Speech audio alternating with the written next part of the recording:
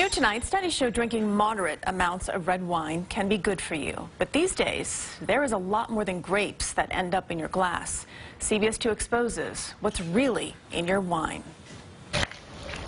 No image is more synonymous with winemaking than the stomping of grapes. That's naive, yes. But that's not exactly how the majority of wine is made today. It comes from industrial farms, and it is made in enormous hundreds of thousands of gallon-sized tanks. This large-scale commercialization of the industry, experts say, has helped to bring wine to the masses, with the average bottle now running about $10.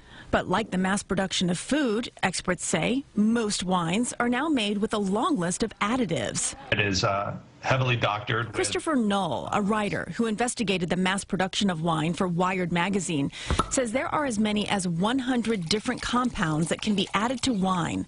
Some, like sugar and water, Knoll says, are innocuous, while others may raise an eyebrow or two. One of the most concerning is a product called Velcorin, which is an antimicrobial. Other additives include preservatives like sulfur, thickening agents like gelatin, a coloring called mega purple, and flavorings that include tannins and oak extract. If I'm drinking a nice bottle of wine, I want to know it was in a real oak barrel for a certain amount of time and not just had a few drops of chemical dropped into it. While Knoll likens the use of some of these additives to cheating, they're all perfectly legal and widely accepted within the industry. We have about 12 acres of vines. Richard Eldridge runs Brimstone Hill Winery in Pine Bush, New York. He says additives can help to ensure a robust, flavorful product, despite the unpredictability of grape crops each year. You want consistency to the greatest extent possible. You have no idea what you're drinking, and I think that's not fair.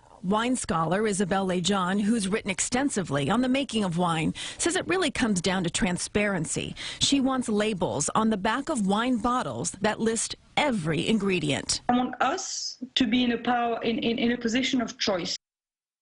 Some winemakers do list their products' ingredients on their website, although full disclosure is not required.